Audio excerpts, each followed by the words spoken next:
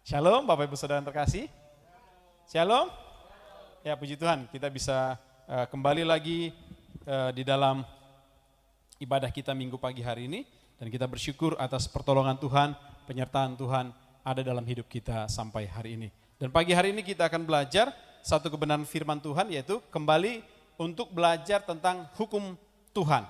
Ya, kita sudah belajar hukum Taurat yang pertama sampai yang ke-8. Dan pagi hari ini kita akan membahas hukum Tuhan yang ke-9. Ya, jadi saya akan ulangi lagi. Yang pertama, firman Tuhan berkata apa? Hukum Taurat yang pertama, akulah Tuhan Allahmu. Yang kedua, jangan membuat patung berbentuk apapun untuk disembah. Yang ketiga, jangan menyebut nama Tuhan dengan sembarangan. Yang keempat, ingat dan kuduskanlah hari Sabat. Yang kelima, hormatilah ayahmu dan ibumu. Yang keenam, jangan membunuh. Yang ketujuh, jangan mencuri. Yang kedelapan, jangan berzina. Ya, kita sudah bahas ini.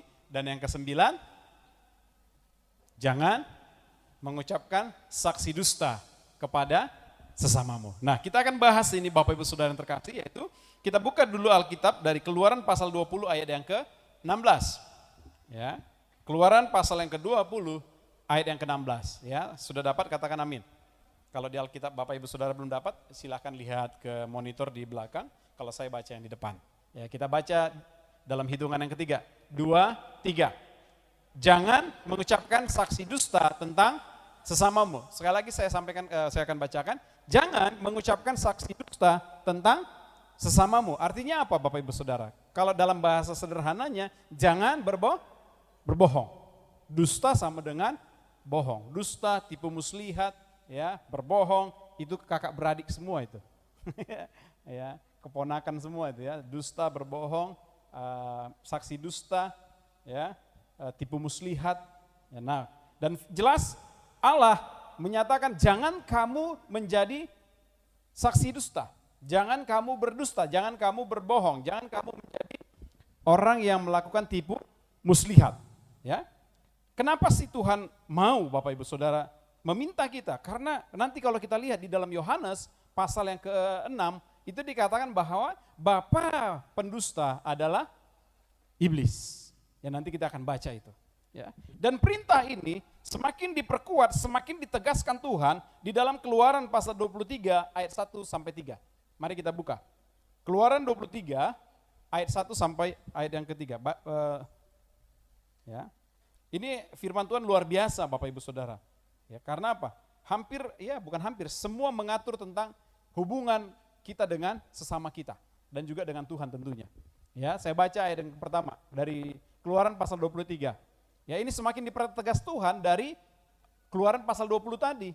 Ya, janganlah engkau menyebarkan kabar bohong, janganlah engkau membantu orang yang bersalah dengan menjadi saksi yang tidak benar. Ayat 2. Janganlah engkau turut-turut kebanyakan orang melakukan kejahatan dan dalam memberi kesaksian mengenai suatu perkara, janganlah engkau berturut-turut kebanyakan orang membelokkan hukum. Ayat yang ketiga. Juga janganlah memihak kepada orang miskin dalam perkaranya. Kalau saudara hanya baca ayat 3, saudara tidak akan mengerti maksud Tuhan. Kok Tuhan kejam banget? Jangan memihak kepada orang miskin. Tapi kalau saudara lihat konteksnya, lihat ayat 1 sampai 2, tentu saudara sudah paham maksudnya Tuhan. Artinya siapa? Siapapun dia, kalau dia bersalah, jangan kita menjadi pihak yang berpihak. Ya, makanya slogannya Pak Ahok dulu kan, dia nggak mau berpihak. Mau kepada siapapun dia tidak berpihak katanya ya. Ya, tapi dia berpihak kepada kebenaran. Kalau benar katakan benar, kalau tidak katakan tidak. Ya, itu Bapak Ibu Saudara. Ya. Nah, kalau kita lihat dari dalam Keluaran pasal 23 ini Bapak Ibu luar biasa ya. Kalau kita lihat kejadian yang hari-hari ini sedang terjadi, ini sedang diperlihatkan Tuhan. Ya. Jangan, yang pertama dikatakan jangan engkau menyebarkan kabar bohong. Ya.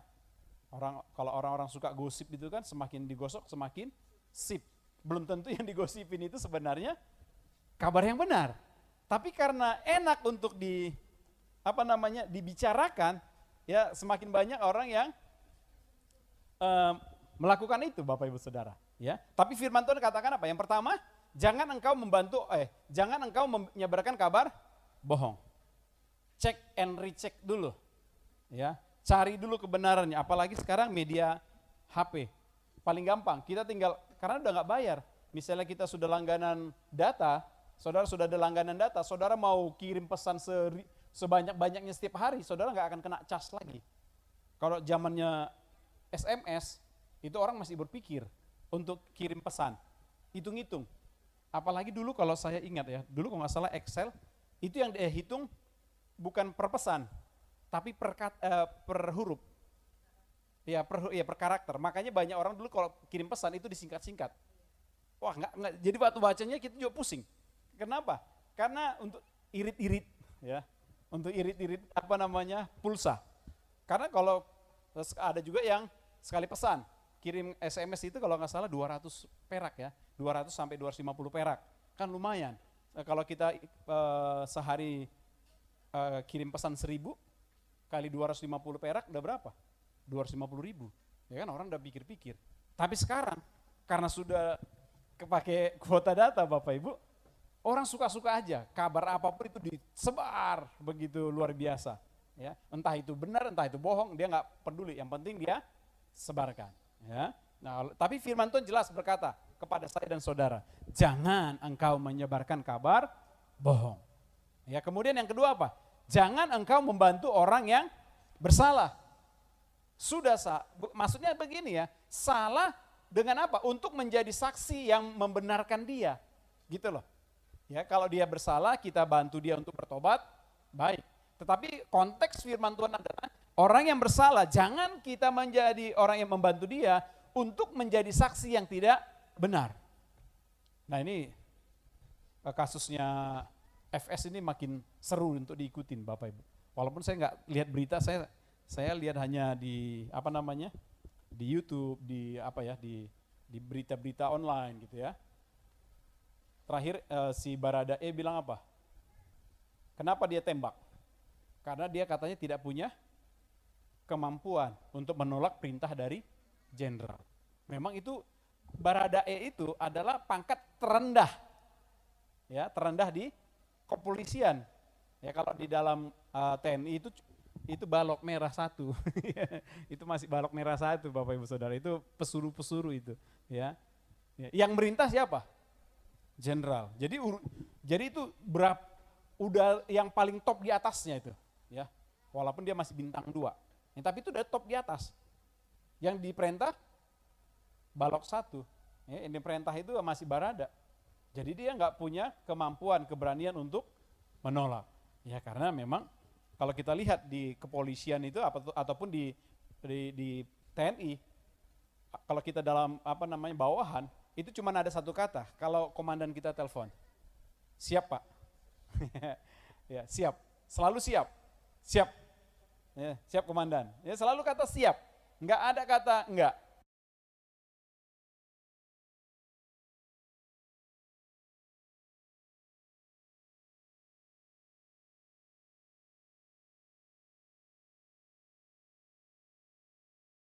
Polri. Jadi saya bisa rasakan tekanan yang dihadapi oleh Baradae. Satu sisi ini kalau dia panggilkan abang, itu dekat, artinya dia dekat juga dengan si Joshua ini almarhum Bapak Ibu Saudara, karena dia panggil abang.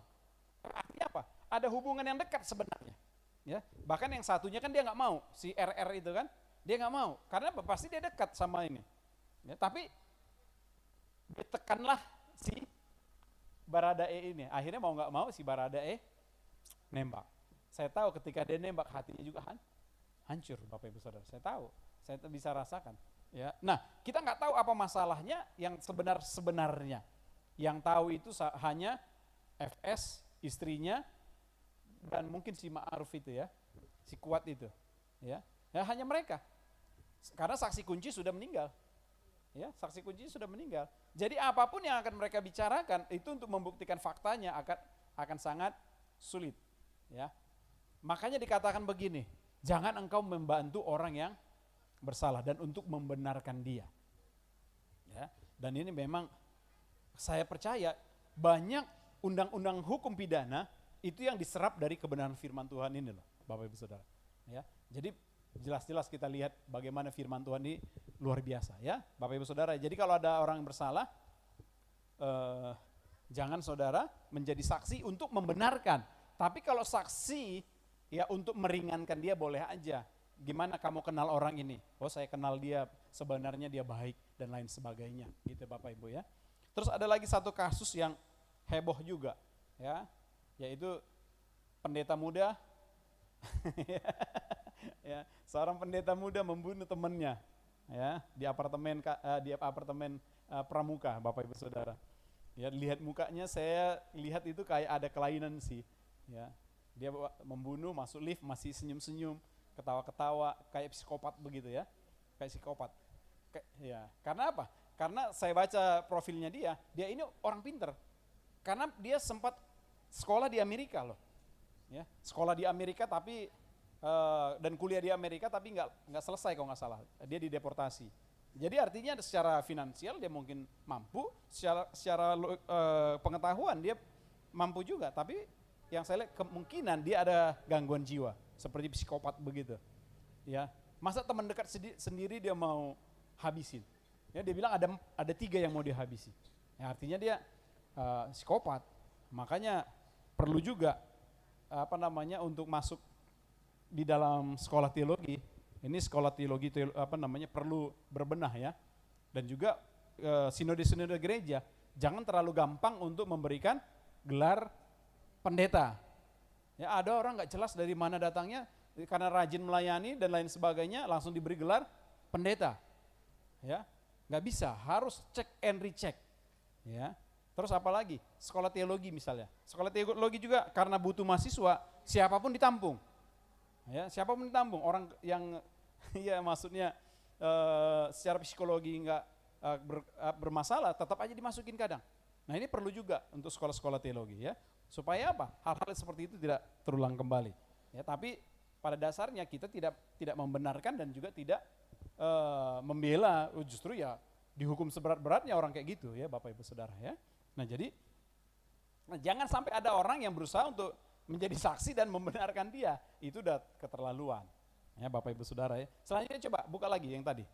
Apalagi firman Tuhan katakan untuk menegaskan jangan kamu menjadi saksi dusta tadi. Ya. Kemudian apa? Janganlah engkau berturut-turut kebanyakan orang melakukan kejahatan dan dalam memberi kesaksian mengenai suatu perkara, janganlah engkau turut-turut kebanyakan orang membelokkan hukum. Ya. Karena Bapak Ibu Saudara, kalau kita lihat sekarang, yang membelokkan hukum itu bukan lagi orang biasa, tapi penegak hukum sendiri sudah membelokkan hukum. Ya, makanya ada istilah hukum itu tajam ke bawah, tapi tumpul ke atas. Saya masih ingat ada nenek-nenek bukan mencuri, yang ngambil kayu jati, dihukum sampai 10 tahun. Ya, bayangkan Bapak Ibu Saudara, tapi ada orang mencuri 1 miliar, dihukum hanya 1 tahun. Ini kan sudah jelas membelokkan hukum. Ya, orang yang mencuri kayu daunnya aja sampai dihukum berat begitu. Karena ini di mana kesetaraan di dalam hukum. Makanya jelas firman Tuhan, jangan kamu menjadi orang yang membelokkan hukum. Dan saya berdoa ya di antara jemaat kalau ada yang menjadi pengacara ya kalau punya mimpi jadi pengacara, ya jadilah pengacara yang takut akan Tuhan. Menjadi pengacara itu salah dong Pak, karena apa? Kok mereka membela yang jahat? Tidak. Ya, misalnya saya pengacara, ada satu perkara yang datang ini adalah terdakwa kepada saya. Pak tolong kasus saya. Ya, yang saya lihat para pengacara akan tanya, benar nggak kamu lakukan? Itu dulu yang dia tanya. Benar nggak kamu lakukan? Kalau dia katakan iya benar saya yang lakukan, maka tugas pengacara bukan untuk membebaskan dia, tapi untuk meringankan. Ya, untuk meringankan Bapak Ibu Saudara. Makanya ketika di pengadilan diputuskan bersalah, seharusnya hukumannya 10 tahun, tapi karena mempertimbangkan dia ini berkelakuan baik, dia ini tidak pernah melakukan kejahatan, dia ini begini, maka jaksa penuntut umum memberikan hukuman hanya misalnya 2 tahun. Seperti itu, itulah tugas pengacara. Ya Bapak Ibu ya. Nah, tapi bukan untuk membela dia atas kejahatannya, tidak. ya, bukan membenarkan atas kejahatannya. Nah, inilah menjadi perintah Tuhan kepada kita. Memang berat Bapak Ibu Saudara. Ya, kebohongan itu, siapa sih tidak pernah berbohong? Coba angkat tangan. Siapa di sini tidak pernah bohong? Ya. Walaupun dari sekolah minggu kita sudah pernah dengar lagu, bohong-bohong itu dosa, bohong-bohong itu dosa. Ya betul ya, anak-anak sekolah minggu ya. Dari dulu lagu itu pasti udah sering kita dengar, bohong itu dosa. Tapi kenapa masih kita lakukan? Karena kadang-kala bohong itu nikmat. Ya, banyak orang berbohong untuk apa? Wah, untuk supaya menaikkan pamornya bisa saja. Dia nggak punya apa-apa tapi bergaya merasa punya. Ya, untuk apa? Membenarkan diri dia berbohong. Dan saya ingin katakan kepada saudara, kebohongan yang pertama pasti akan melahirkan kebohongan kedua, ketiga dan keempat dan seterusnya. Bahkan kebohongan itu pasti akan melibatkan orang lain. Ya, misalnya Aldo tanya, Aldo, bener nggak kamu lakukan ini? Wah enggak bang, bener enggak bang. Tanya aja sih itu Rizal.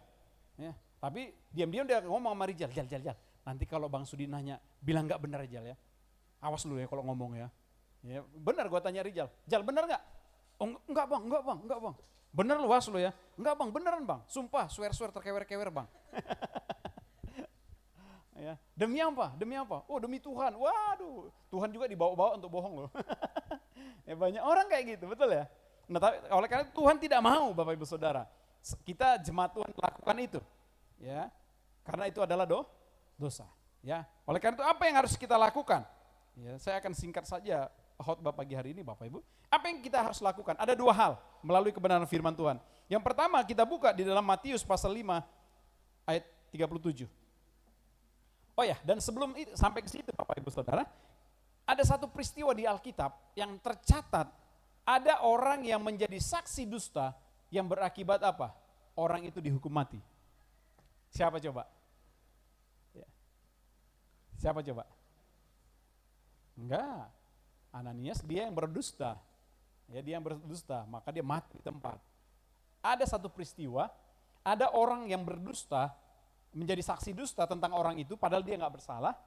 Akhirnya orang itu dibunuh, dilempari sampai mati. Di Alkitab.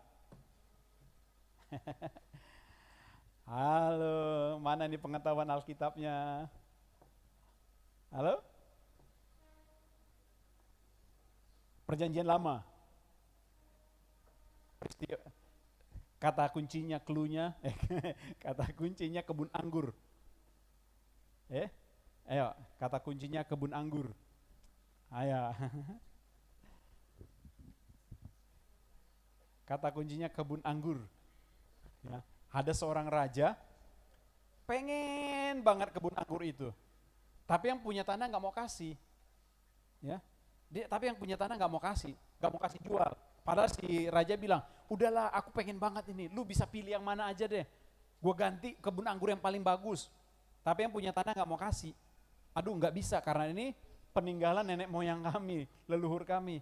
Itu bahasanya ini ya, dia nggak kasih.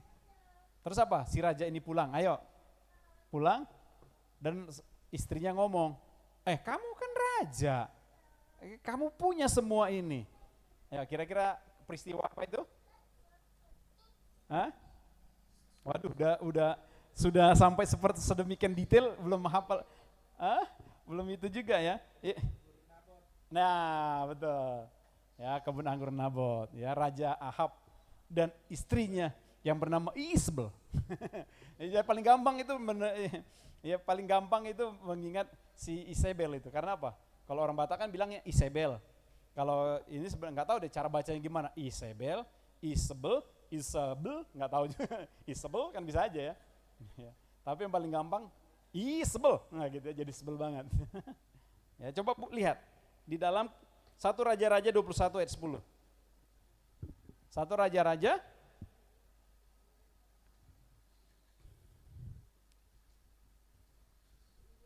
21 ayat yang ke-10. Ya, harus rajin-rajin baca Alkitab ya. 1 Raja-Raja 21 ayat yang ke-10. Ya, ini ceritanya saja.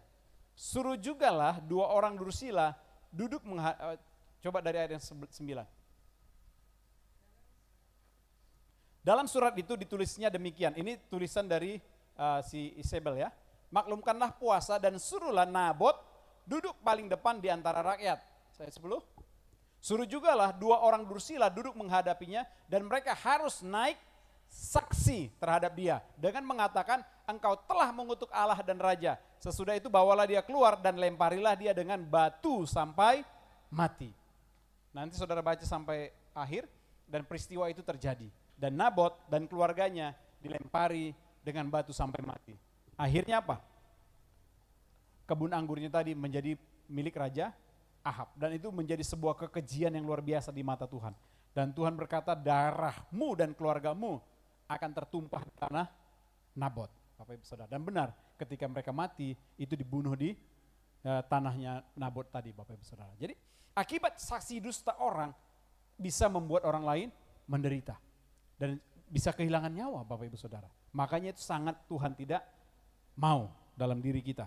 Ya. Oleh karena itu apa yang Tuhan mau dalam diri kita? Coba buka Matius 5 ayat 37. Ini yang pertama.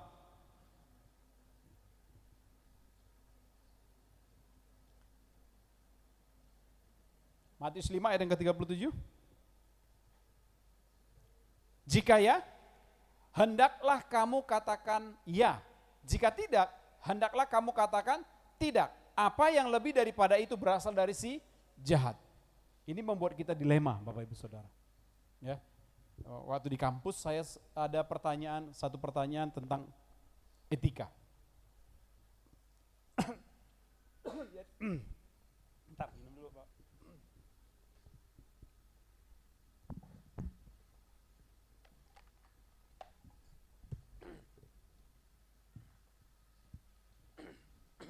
Jadi ada satu orang bertanya, Pak bagaimana?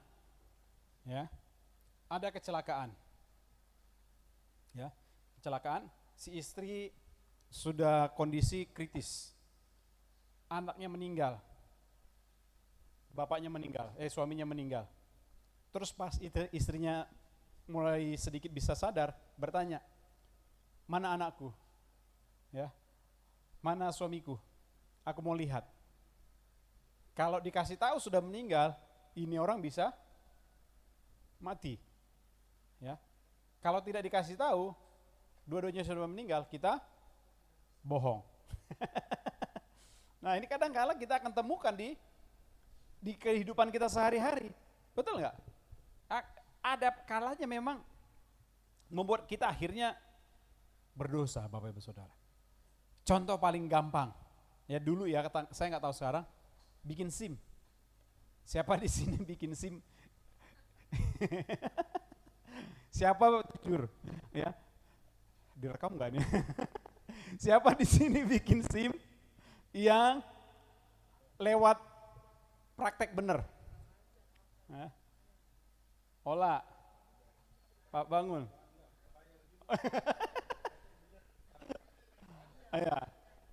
Ya, Mas. 3 kali nggak lulus akhirnya sudahlah gitu ya. Mas Bayu bayar ya. Ya memang semua bayar, tapi bayar Bapak Ibu bikin SIM bayar, tapi kita akhirnya membayar lebih daripada ketentuan. Betul kan? Ya memang misalnya ketentuan normal bayar 150.000. Kalau ikut praktek yang benar, ya praktek gimana kita harus lewatin kon yang kesentuh dikit aja jatuh. Dan jaraknya sempit gitu ya, muter. Ya, bisa lolos nggak? Pasti bisa, tapi akan makan waktu yang panjang.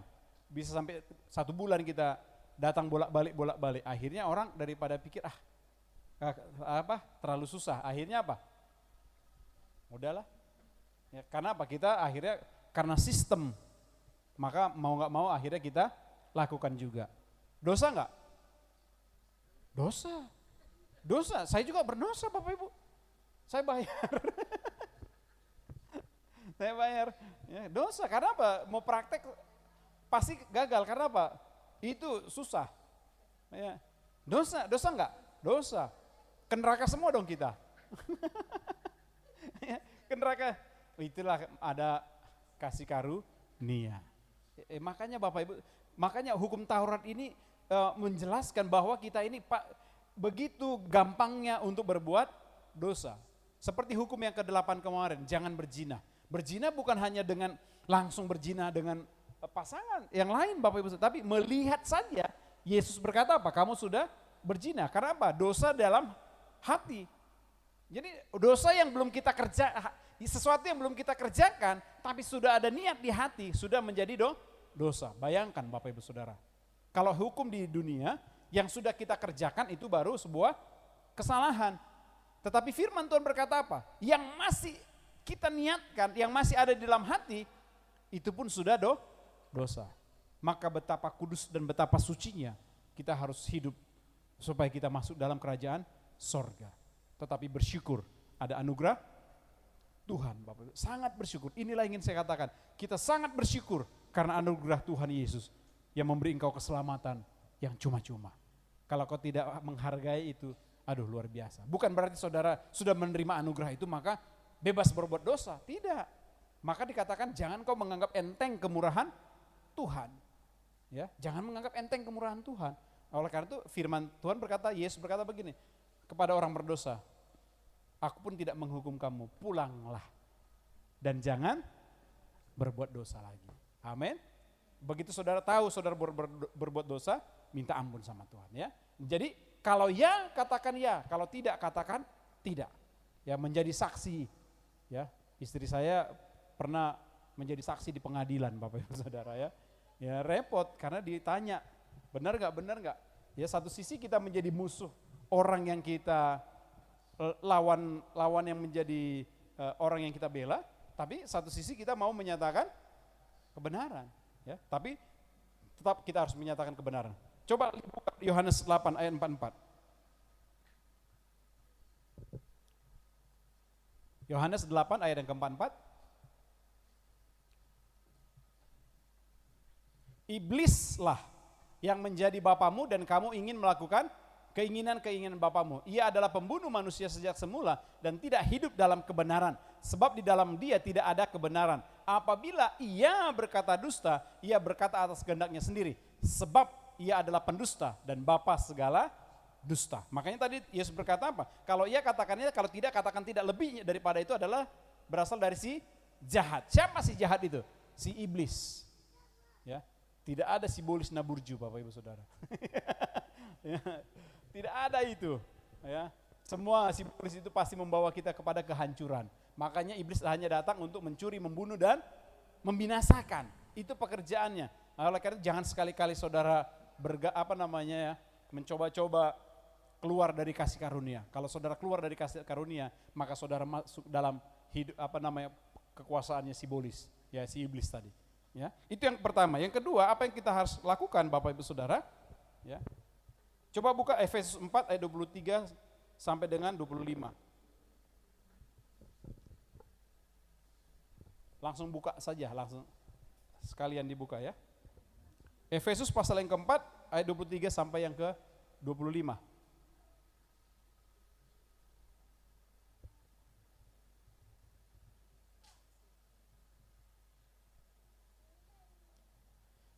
Supaya kamu dibaharui di dalam roh dan pikiranmu dan mengenakan manusia baru yang telah diciptakan menurut kehendak Allah di dalam kebenaran dan kekudusan yang sesungguhnya.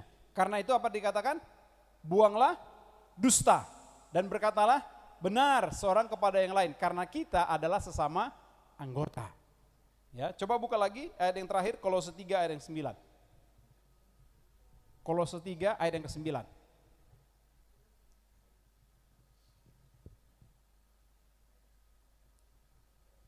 Jangan lagi kamu saling mendustai, karena kamu telah menanggalkan manusia lama serta kelakuannya. Ya, jadi Bapak Ibu Saudara kita harus tanggalkan itu, buang. Ada teman saya sudah berkali-kali bilang, paling doyan bohong. Ya, paling doyan bohong. Yang enggak perlu bohong, dia bohong. Ya, yang enggak perlu bohong. Enggak ada guna, maksudnya tidak ada sesuatu kepentingan untuk dia bohong. Tapi dia bohong, supaya apa? Kelihatan sibuk. Ya. Ada orang berkata gini, ya Bapak Ibu ya, ini tips katanya. kalau saudara ditelepon, supaya kelihatan saudara orang sibuk, jangan langsung diangkat. Ya, ya. Jangan langsung diangkat, ya. Biarkan dia nelpon kedua kali, biar kelihatan saudara orang sibuk, walaupun saudara lagi tiduran. Itu katanya, ya. Jadi, nelpon dia, biarin aja dulu, ya. Nanti udah ini kan dia telepon lagi, nah baru angkat. Waduh, pasti, lagi sibuk ya Pak, kan pasti begitu ya. Kalau kita tiba-tiba baru tring, langsung kita angkat. Berarti ini mainannya handphone melulu nih. Itu ketahuan tuh. Berarti setiap saat HP-nya di tangan tuh. Karena baru kring, langsung diangkat. Oh, berarti nggak ada kegiatannya. Ketahuan. Ya. Wah, ini Bapak ini ngajarin nih katanya. Ya, supaya saudara nggak terlalu sibuk dengan HP juga ya. Nah, jadi Bapak Ibu Saudara, jangan berdusta. Karena apa? Karena kita sudah menanggalkan manusia lama. Hilangkanlah manusia lamamu. Ya, ku telah mati dan tinggalkan hidupku yang lama. Ketika saudara sudah menerima Yesus sebagai Tuhan dan Juru Selamat, maka saudara sudah mengenakan manusia yang baru. Ya, di dalam 2 Korintus 5:17 dikatakan apa? Yang lama sudah berlalu, sesungguhnya yang baru sudah datang ketika saudara menerima Kristus. Amin Bapak Ibu Saudara. Nah, jadi ini penting bagi kita. Walaupun diperhadapkan dengan situasi keadaan yang sulit, Tuhan minta saudara harus berkata jujur. Ya. Ada lagi paling lucu Bapak Ibu ya. Yang paling lucu kan orang tua ini kadangkala sadar nggak sadar sudah mengajari anaknya untuk bohong. Ya, ada satu peristiwa cerita ya. Nah, jadi mamanya bilang begini, "Nak, kalau nanti tante itu datang, bilang mama nggak di rumah ya." Karena apa? Sudah tahu kalau tante itu datang pasti nagih utang. Ya, bilang ya nak ya. Ya, anaknya nurut Bapak Ibu Saudara, nurut. Ya, akhirnya datanglah, diketok-ketok rumah. Halo, halo, gitu ya. Mamanya langsung sembunyi di kamar. Bilang sama tante itu ya, mama nggak ada di rumah ya. Ya, anaknya bilang, iya mak, siap mak. Akhirnya anaknya dengan buka pintu. Mana mama? Gitu ya. Anaknya bilang apa? Tadi kata mama, kalau tante datang, bilang mama nggak ada. ya, jadi anak-anak itu kadang susah juga untuk diajak ikut bohong Bapak Ibu Saudara. Karena ketulusan dan kepolosannya. Ya, tapi orang nggak sadar bahwa dia juga sudah mengajari anak untuk berbohong. Bilang ya padahal mamanya ada di kamar. Ya Bapak Ibu Saudara ya. Ya jadi berkata benar karena kita sudah menanggalkan hidup kita yang lama. Inilah kebenaran firman Tuhan bagi kita Bapak Ibu Saudara pagi hari ini. Ya, hukum yang ke-9, jangan menjadi saksi dusta. Apa yang harus kita lakukan? Ada 2 hal. Kalau ya, katakan ya. Kalau tidak, katakan tidak. Yang kedua apa? Berkata benarlah